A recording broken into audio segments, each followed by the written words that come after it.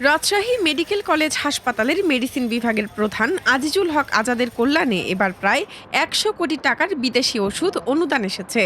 ৩টি চালানে দেশে আসে এসব ওষুধ। ইতিমধ্যে ২টি চালান হাসপাতালে পৌঁছেছে।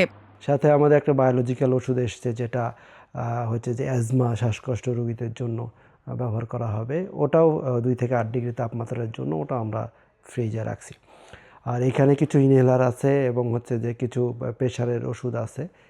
এই ওষুধগুলো আমরা হচ্ছে যে রুম টেম্পারেচারে সংরক্ষণ করার জন্য আমরা মূলত শীতাতপ নিয়ন্ত্রিত রুমে আমরা এগুলো রাখছি।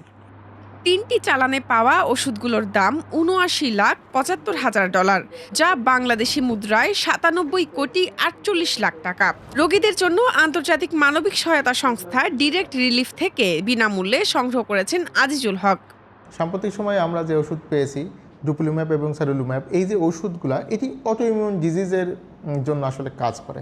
অর্থাৎ যে আগে থেকেই যখন কোনো ব্যক্তি বা কোনো রোগী তার রোগ প্রতিরোধ ক্ষমতা কম থাকে এই ধরনের রোগের ক্ষেত্রে, এবং কোনো কোনো ক্ষেত্রে চর্মরোগ এবং কোনো কোনো ক্ষেত্রে যে আর্থ্রাইটিসের রোগগুলো আছে সেগুলো, যেমন atopic dermatitis, pemphigus, pemphigoid, juvenile arthritis ইত্যাদি রোগের ক্ষেত্রে এই ওষুধগুলো কাজ করবে।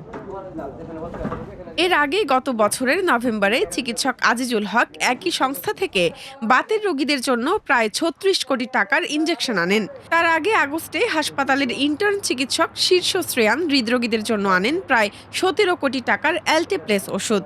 তারা খুব আশ্বস্ত হয়েছে বলেই কিন্তু আমাদেরকে পরবর্তীতে এত বিশাল অঙ্কেরটা দিয়েছে। কারণ দেখেন, প্রথমবার আমাদেরকে ১৭ কোটি টাকা দিয়েছিল, পরের বার ৩৬ কোটি টাকার প্রোডাক্ট, এবার প্রায় ১০০ কোটি টাকার প্রোডাক্ট আমরা পেয়েছি। আমাদের উপরে তাদের আস্থা আছে যে আমরা এটা ঠিক মতো ব্যবহার করতে পারি। এইবার নিয়ে ৩বার আসলো। ডিরেক্ট রিলিফ একটি আন্তর্জাতিক মানবিক সহায়তা সংস্থা। তাদের প্রধান কাজ হলো বিশ্বের বিভিন্ন দেশে জরুরি স্বাস্থ্যসেবা ও চিকিৎসা সহায়তা পৌঁছে দেওয়া। সংস্থাটি নগদ অর্থ দেওয়ার পরিবর্তে সরাসরি চিকিৎসা সহায়তা দেয়, যাতে অপচয় কম হয় এবং প্রকৃত রোগীরা দ্রুত উপকৃত হয়।